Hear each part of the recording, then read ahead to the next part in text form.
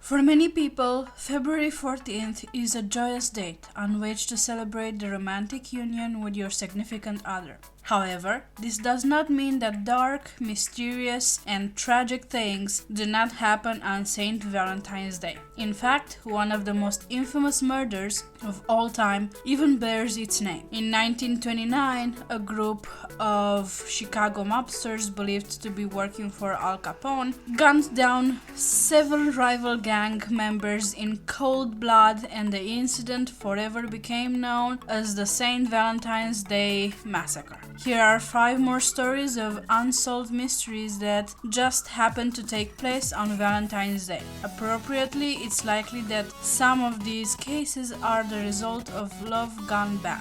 1. The murder of Joan Sarin.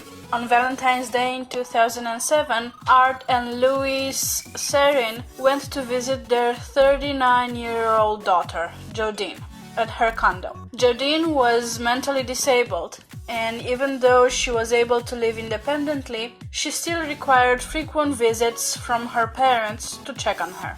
When the Sarins arrived at the condo that night, the lights were on, but they could not unlock the front door because the chain was latched. After receiving no answer when they called out Joan's name, Art busted open the door. He walked into her darkened bedroom and was surprised to find his daughter having sex with an unidentified man. Art told the man to get dressed and leave, while both he and Loris waited in another room. After several minutes had passed, Joan had not come out to meet her parents. The Sarins returned to the bedroom and were treated to a horrifying sight. Joan's selfless nude body was now lying on the bed. She had been beaten and strangled to death. Incredibly, Joan's killer had been brazen enough to murder her while her parents were still inside the apartment and somehow managed to sneak out before they discovered what he had done. It's also possible that the sex between Joan and her killer were not consensual, and her parents unknowingly walked in on her while she was in the midst of being raped. 2. The discovery of Julie Valentine. In the morning of February 13, 1990, Glenn Hayward was walking through a field located behind a mall in Greenville, South Carolina. He was looking for some wildflowers to give his wife for Valentine's Day. The site was known for being an illegal dumping ground, and many items were strewn across the field that day. Hayward came across a Sears vacuum cleaner box and noticed a foul odor emitting from it. When Hayward opened the box, he found the decomposing body of a newborn infant girl. The deceased child was covered with a blanket and some newspaper. Her umbilical cord was still attached, and the placenta was also inside the box. It's estimated that the infant had been born approximately 5 days before she was discovered and died about 2 days after her birth. All indications were that the child was born healthy, and since traces of food were found inside her stomach, she had been cared for at some point. Investigators were unable to determine the cause of death or uncover the child's identity, so she received the name Julie Valentine.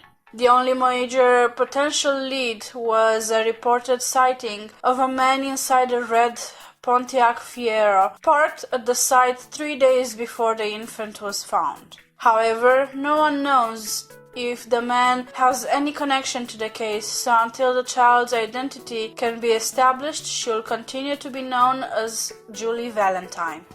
3. The mysterious death of Antonio Saldivar. At approximately 6 p.m. on February 14th, 2014, 17-year-old Houston teen Antonio Saldivar borrowed his mother's car to go visit his girlfriend. He was planning to deliver a teddy bear to her as a Valentine's Day gift. Antonio wound up missing his curfew that night, which led his mother to repeatedly call and text his cell phone. At 4 a.m., Antonio finally answered his phone and let his mother know he was on his way home. Within half an hour, Antonio totaled his mother's vehicle by crashing into a concrete pillar. Antonio was nowhere to be found at the accident scene, but strangely his shoes were left behind in the car. Antonio remained a missing person until February 27th, when an employee from a Texas port recycling scrap metal plant discovered Antonio's body, which was trapped underwater beneath a dock inside the Houston Ship Channel.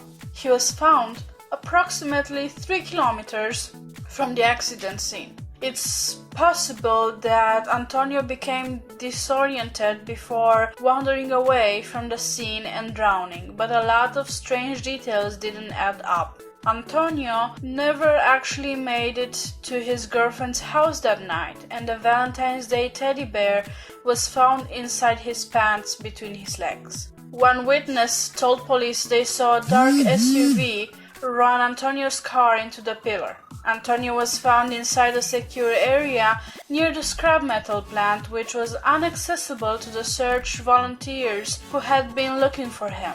So how did his body end up there? Antonio Saldivar's family are continuing to search for answers about his death. 4. The disappearance of Marcy Jo Andrews. In 1984, the 24-year-old Marcy Jo Andrews and 2 of her female friends spent Valentine's Day attending a party at the Chicago apartment of Casey Novitsky. Novitsky was driving the women home when he crashed into a viaduct, injuring Andrews' ankle. Novitsky gave his car keys to Andrews' friends and asked them to call a tow truck while he took her to the hospital in a taxi. Later that night, the woman called Novitsky's apartment and spoke with Andrews, who sounded frightened and claimed Novitsky never took her to the hospital. This would be the last time Andrews' friends ever heard from her. Over the next few days, they made repeated attempts to visit Novitsky's apartment, but he claimed Andrews had already left and refused to let them inside. When police was notified, Novitsky told the same story and denied all knowledge of Andrews' whereabouts.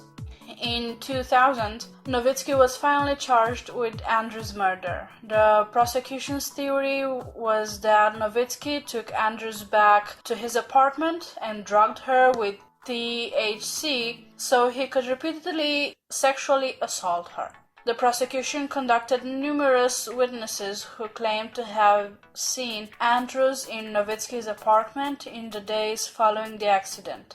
One witness, Michael Paul Panisi, testified to seeing a nude Andrews handcuffed to a radiator and later seeing her lying dead on the floor. Panisi claimed that Novitsky gave Andrews a deliberate THC overdose before disposing of her body. Novitsky's defense team argued that the prosecution's witnesses were unreliable since most of them had criminal records and were offered deals in exchange for their testimony. Nevertheless, Novitsky was still convicted of rape and murder and sentenced to life imprisonment. In spite of this, Marcy Jo Andrews' body has still never been found. 5. The murder of Billy Trimbak. On Valentine's Day in 1992, Billy and Cindy Trimbak were married in Stoneham, Colorado. On the date of their first anniversary, Billy was shot to death and found by the side of a frontage road outside of Wiggins, approximately 80 kilometers away from Stoneham. In the odd twist, the sheriff who investigated the case just happened to drive past the same road shortly before Billy was found. He remembered seeing multiple vehicles at that exact spot and may have unknowingly driven past the killer while they were disposing of Billy's body. The investigation eventually turned toward Cindy Trimbak, who'd collected a $500,000 life insurance policy on her husband's death. Physical evidence was also found inside Cindy's car to suggest that Billy's body may have been in there at some point. The cloud of suspicion compelled Cindy to move to Butte, Montana, with James, her 10-year-old son from a previous marriage, and there would soon be a shocking postscript to this story. In April 1994, Butte newspapers ran an article about Billy Trimbak murder which mentioned that Cindy was a suspect. James was teased about this on the school playground by an 11-year-old classmate named Jeremy Bullock. James responded by pulling out a gun and shooting Jeremy to death. James was sent to a juvenile home for the crime, and Cindy died of natural causes in 1996. Over the years, rumors have spread that Cindy hired someone to carry out Billy's murder, and at least one drug dealer has reportedly bragged about being involved. However, the full truth about Billy Trimbak's death was never been uncovered.